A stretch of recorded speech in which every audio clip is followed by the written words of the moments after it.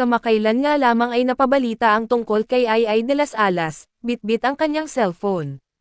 Hawak niya ito ng mahigpit, habang ang kanyang mga kamay ay bahagyang nanginginig. Ang kanyang mga mata ay malalim na nakatingin sa kawalan, at sa kanyang mukha ay mababanaag ang matinding sakit. Hindi inasahan ni Ay na darating siya sa ganitong kalagayan. Ilang taon niyang itinaguyod ang kanilang pagsasama, binigay ang lahat, oras, yaman, at puso. Ngunit sa isang iglap, parang naglaho ang lahat ng kanyang pinaghirapan at pinangarap. Magkasamang tumatawa, namamasyal, at nagplaplano para sa hinaharap. Ngunit ang ngiti ni Ay sa alaala ay napalitan ng luha sa kasalukuyan. Isang araw, isang mabigat na revelasyon ang sumalubong kay Ay. Hindi lamang pala siya ang babaeng minamahal ni Gilbert.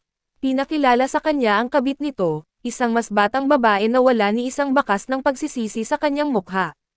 At ang mas masakit pa, buntis ito. Ay, hindi makapagsalita habang nakatitig sa kabit ng kanyang asawa, ang kanyang mga matay puno ng luha, at ang kanyang puso ay tila dinudurog sa bawat katagang naririnig mula sa kanila.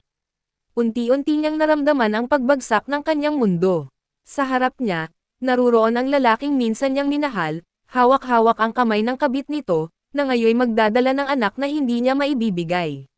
Lumalalim ang kanyang sakit nang maisip niyang kinuha rin ni Gilbert ang kanyang yaman, ang perang inipon niya sa matagal na panahon ng pagsusumikap. Wala siyang iniwang kapalit kay Ay kundi ang masakit na alaala at ang kabiguan ng kanyang puso. Sa mga sandaling iyon, pakiramdam niya itinanggalan siya ng dignidad.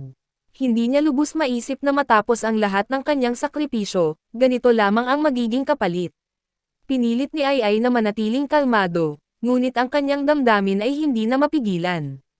Bumagsak ang kanyang mga luha habang iniisip ang lahat ng panahong ginugol niya para kay Gilbert, na ngayoy tila nawala ng parang bula.